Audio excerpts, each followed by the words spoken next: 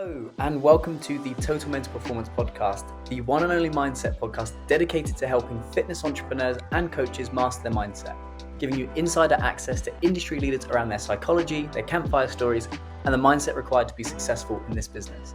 I'm your host, Kyran, mental performance coach and founder of Total Mental Performance, the world's fastest growing specialist mindset service dedicated to the fitness industry. So, without further ado, let's lean in and listen.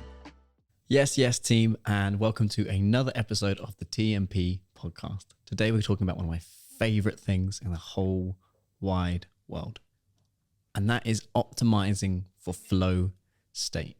So we're going to go into what is it, how can you achieve it, and what gets in the way. So what even is flow state? So there was a positive psychologist, and I can never pronounce his second name, Milai Csikszentmihalyi. That's my best attempt. And he's the guy that coined the phrase flow state. And he did most of his research around this area. And he said in Wired magazine one of the most interesting things, which is flow state is being completely involved in an activity for its own sake. The ego falls away, time flies. Every action, every movement, and every thought that follows inevitably from the previous one. It's like playing jazz. Your whole being is involved and you're using your skills to the utmost. Now, I've been able to access flow state from a very, very early age, and that was in boxing. And you'll see this with a lot of artists. You'll see this with a lot of athletes. They all talk about the concept of getting into flow. And it is in that place where you don't have to think, you can just do. You just operate, and it's incredible. Flow state is where engagement, joy, and fulfillment lives. And I genuinely believe if you want to be a high performer, you have to be able to hit flow state. Now, the Japanese concept, and again, I'll butcher the pronunciation of Ikigai, is so fascinating when it talks about flow. It talks about finding something that you're good at, something that the world needs, something you can get paid for, and something that you love. And if you can get to those places, those four key ingredients, that is where they call it Ikigai. I call it flow state. Really, really lives. And often we get stuck. We might find something we're good at and something we get paid for, but realistically, that's just a profession. Or you can find what you can get paid for and what the world needs, but that's just a vocation. That's just a job. You might find something that the world needs and that you love, but it's just a mission. And you might find something you're good at and that you love, but if you can't get paid for it, the world doesn't need it, that's just a passion. And if you want to be consistent as a coach, as an entrepreneur, and you really want to push through and hit flow state consistently and experience that joy and the productivity outputs that come off the back of it, it's really important that you find things that you love. And that's why I pretty much eliminate any tasks I don't enjoy and I'm not good at. And sure, it's more expensive doing that way. And I outsource a lot of stuff I probably could do myself. But for me, it takes a lot of time. I'm not very good at it. It creates a lot of stress. Therefore, it always gets stuck and it hits my productivity. I've now optimized life, so I'm only doing the things that I enjoy. Coaching clients one-to-one, coaching clients within our academy, doing podcasts, helping the team, growing the team, coming up with ideas, looking at the vision, looking at the strategy for TMP. And I've eliminated almost everything else. And that allows me to live in flow. That allows me to enjoy what I do. And that allows me to be hyper productive. Because I never have to think, well, what am I doing? So let's talk about the ingredients that stop us from entering flow state. Poor physical foundations. That is sleep, nutrition, no training, lack of sunlight, being sick.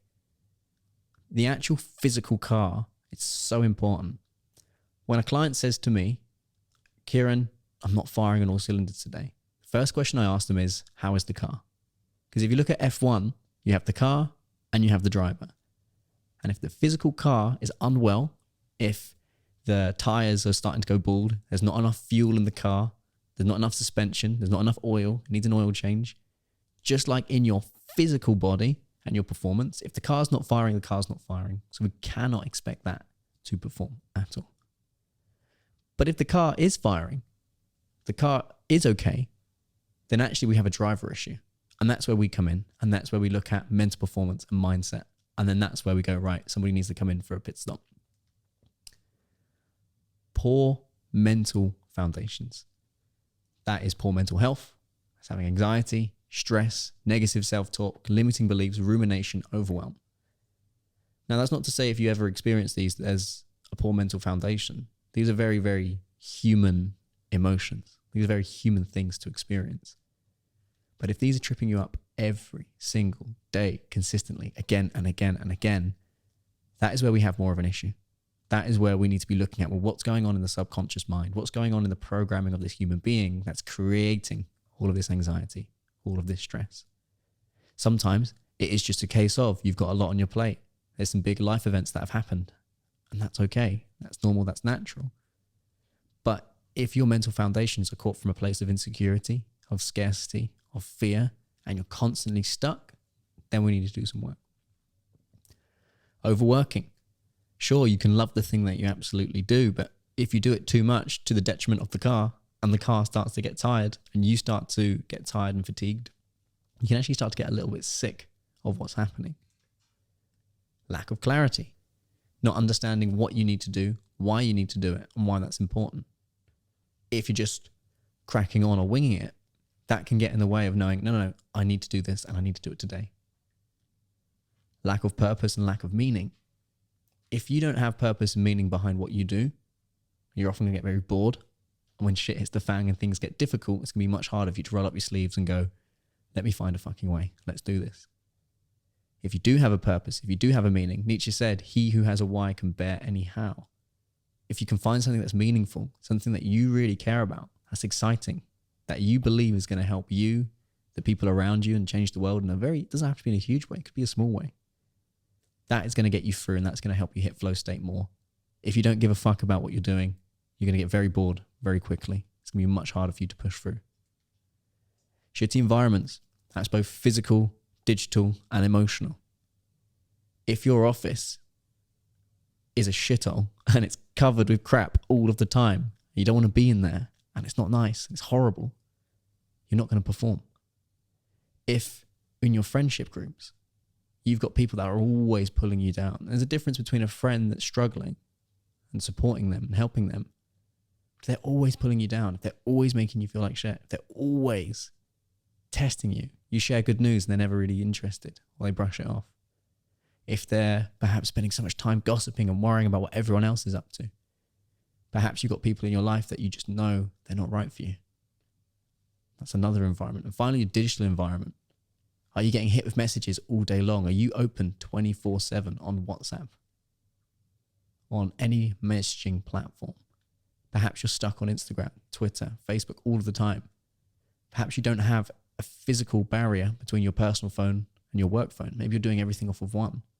But if you have shitty environments, it's going to be much harder for you to get shit done. A lack of variety and a lack of novelty. Every human being is different, and we all have different levels as to the need of variety and novelty. Some of people, they can just do the same thing again and again and again, and that's fine. Other people might be very, very needing variety because they get bored so quickly. But if you haven't got variety, if you haven't got novelty, and that doesn't have to be in your working life, that could be in your personal life as well, that is going to allow you to hit flow state more than just getting bored and doing the same thing again and again and again. Let me ask you this. What are your peak performance hours? When do you get shit done? Because the amount of people that aren't optimizing their lifestyles and their schedules around their peak performance hours is unbelievable. So let me ask you these 3 questions. If you're going to write an essay, what time of day would you write that essay? Would it be the morning? Would it be night? That is the time you need to be doing your deep work. Don't be afraid to pause this podcast and just start to journal and write this down. If there was a time of day that you'd prefer to speak to people, what times would they be? Is it in the mornings? Is it in the evenings? Is it in the afternoons? And what you can start to do is start to understand, okay, well, for me personally, I'm not a morning person. It takes me about an hour to an hour and a half for my brain to warm up in the mornings. So I treat my mornings like my evenings. I'm very relaxed, very calm. In the afternoon is my best time to do my speaking time. I'm shooting this podcast right now in the afternoon because this is the best time I have that energy to go out and talk and connect. But when it comes to deep work, I'm a night owl. And working really late at night allows me to concentrate. My mind just starts working in ways it just doesn't work at in the morning. So I've now built my whole schedule, 2 p.m., 10 p.m., people time. That's when I'm doing one-to-ones with clients. That's when I'm doing one-to-ones with my team. That's when I'm doing my live masterclasses with the academy, doing the podcasts. Then 10 to 11 p.m., there's a bit of a lull. I get a bit tired after a long day of people. But then around 12 a.m., my brain starts working again. It starts getting really creative. So 12 a.m. to 2 a.m. is when I'm doing my deep work. And then I fall asleep about 2:30, maybe about 3. I wake up about 10:30. Now that's not a very conventional working schedule, but I've built my lifestyle around my peak performance hours. Now, if you're a parent, I understand that it's not so easy to do that.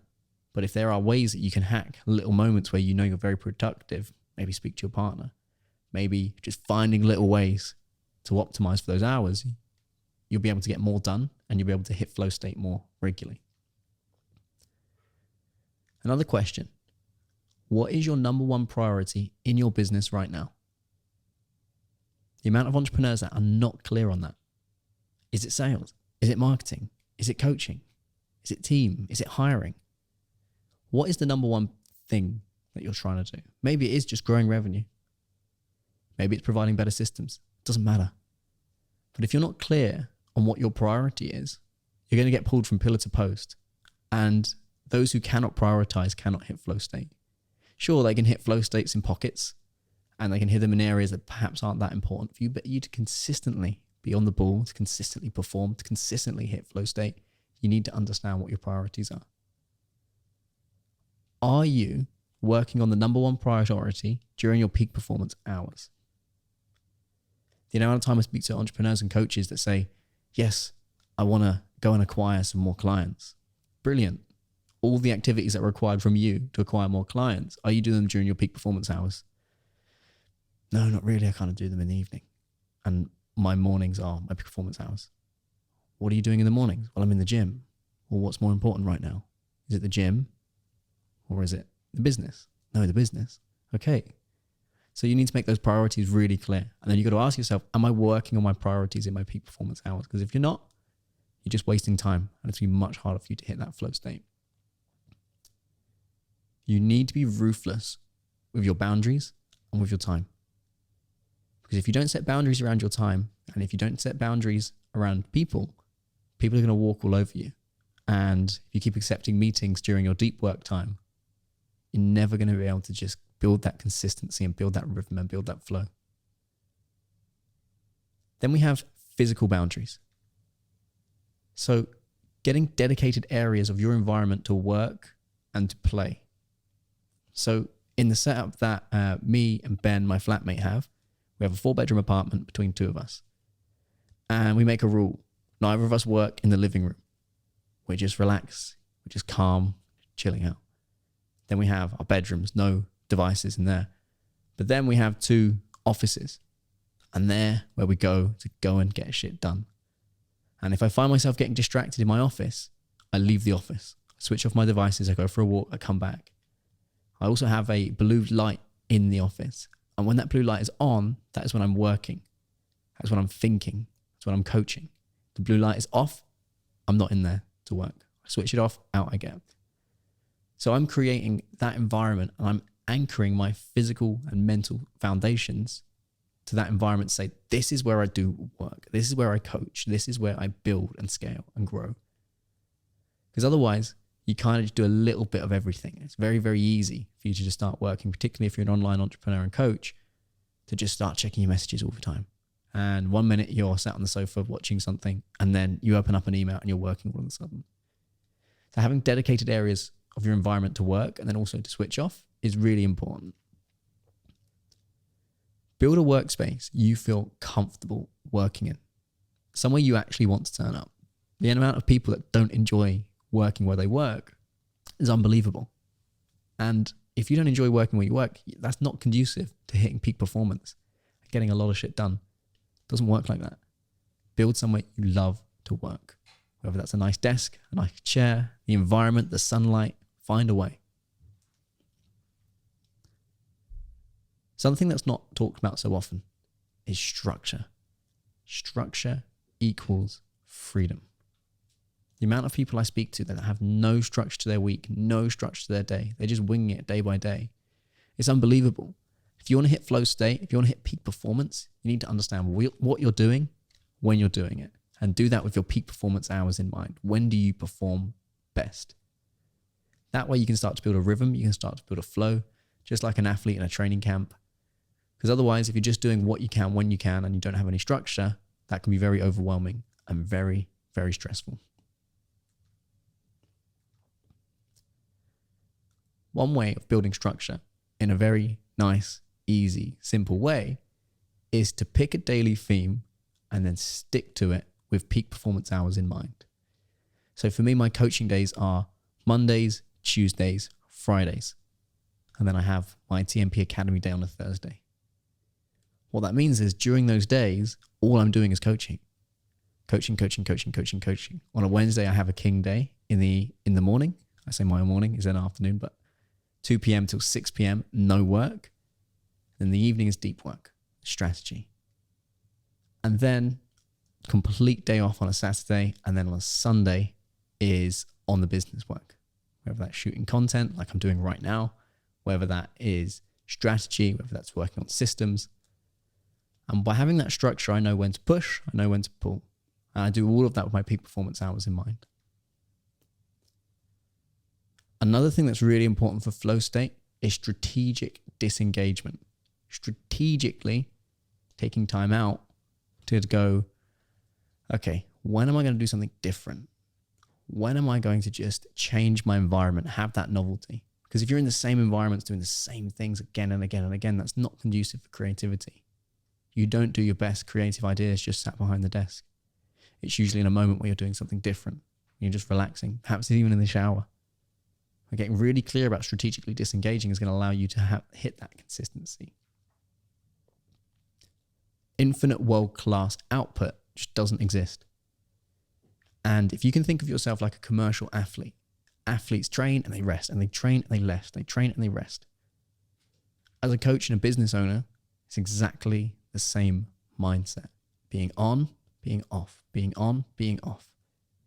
Athletes aren't just training all day, every single day, every single hour. No, they're on and then they're off. They're on and then they're off. And if you can do that, that's going to allow you to hit more consistency, produce better work, and ultimately hit that flow state that we're all looking for. So something to think about, and you might want to hit pause on the podcast, is just build a playbook of disengagement activities with estimated times. Things that you can do in 5 minutes, 15 minutes, 30 minutes, an hour, 3 hours. How you can spend a whole day disengaging. Just hit pause, start to journal. What is it that you can do to strategically disengage? One of the most exciting and easiest things you can do to get into flow state early is build a pre-work routine. If you think about an Olympic sprinter, they have a very specific routine as to how they set up before they sprint. The same with a professional tennis player that I coach. We've built him specific routines before he goes out on court to play well. So a pre-work routine is exactly the same. For me, I do a journal, A4 page, I just write out everything that's on my mind. I have a coffee, or if I don't want too much caffeine, I'll have a mint tea or a chamomile tea. So I'm associating making that, the noises, the taste of the tea, to I'm about to go to work. I pick the smallest task, I go into my office, I turn off all my devices, and off I go. And I do that for about 45 minutes, maybe 50 minutes, and then I'm out, take a little rest, I do the same thing again. If I'm not going to have a tea, I'll have a cup of squash. By building those routines, it allows you to hit flow state much, much quicker. Another thing that you can try is working with either a music playlist or music earplugs. Because sometimes just having a background noise or a very specific genre of music that you listen to can enable you to hit flow state, can help you to just go and go and go and go. Take a minute to think about what are the tasks that you absolutely love doing. Just write a list of those. And on the flip side, what are the tasks that you absolutely hate doing? Which are the ones that you're too expensive to do? You think, oh, I just can't bring myself to do that. There'll be some things you just can't outsource, but the ones that you can, try and get them off your plate early. Because again, that's going to allow you to hit flow state much easier and much faster. And if you're feeling stuck, you can't settle, you can't get into state, try this. Just completely change your environment. Maybe you're behind the desk and it's just not working. Get out of the house. I used to love, when I was living in London, going to the libraries. There's loads of libraries across London. And they're often very quiet. They have desks with working spaces. Just going there, putting my headphones in, changing that environment to do some deep work can be such a game changer. But if you're trying to force work in an environment where you feel stuck, that little change can be so simple. Here's a little playbook that I use if I get stuck. I'll do what's called a brain dump. So I'll get my notebook and I will write 3 A4 pages of whatever's on my mind. Once that's off, I'll go for a walk around the block. I'll come back, set myself a cup of tea, maybe a glass of squash, pick one tiny task, and I'll go again. And that is saving so much time and energy versus procrastinating, getting stuck in loops. And it's going to allow you to be much more productive and hit that flow state. Sometimes it's acceptance. Sometimes you're not going to perform. Sometimes you're just not going to be able to hit flow state. And that's okay. We can't be peak performance machines that are performing all the time, all day, every day. It just doesn't work like that. Sometimes you have to surrender and go, you know what? I'm not firing today. I'm really not on the ball. But guess what? That's okay. And if you can do that, you'll be a lot more powerful and a lot more effective than you will be getting stuck and beating yourself up for not getting things done. So we're going to do a little exercise now, which is I want you to think back to a period of time where you regularly felt like you were in flow state, where you were consistently performing. You consistently would get into moments you enjoyed working. Because success leaves clues. Often we analyze when things aren't working, and then we go and win and things work, and we just don't analyze that. So analyze at that time, what was happening in your life? How are you spending your time? How are you doing what you were doing? How was it all working? What were the patterns? Physically, how were you training? How were you sleeping? How much downtime were you taking? What tasks did you love doing? How was your energy? How was your environment? Take a minute to just jot down how these were all working. And with those in mind, just think about what are your weekly negotiables? What was working? How often were you training? How much were you eating? What quality of food were you eating? How much were you sleeping? Which tasks were you doing? When you can get clear on that and you distill what was working for you and what wasn't working for you, get really clear on what it is you want to do. Turn them into weekly non-negotiables. For me, I have to train hard 4 times a week. It's non-negotiable because I know that's how I hit flow state. And that's it. Really simple. I don't sleep less than 7 hours. Otherwise, my performance seriously drops. Because I've distilled that list of ingredients, I know what my minimum inputs are. And if I'm not firing, I look at my minimum inputs, and 9 times out of 10, I'm not doing them. So if you're looking to hit flow state, just have a look through your notes, have a think about what it is that you need to change, what you need to do. And if you think this was helpful, please leave us a review on the podcast, leave us some comments, drop us a line. We'd love to hear your feedback. Don't be afraid to share the pod as well. But you can start to implement some of those tools, some of those techniques we've spoken about today, even if it's just 1 or 2. I almost guarantee that your flow state will start to change. Find us on @TotalMentalPerformance on Instagram. And big love team. Thank you very much. And I'll see you all next week.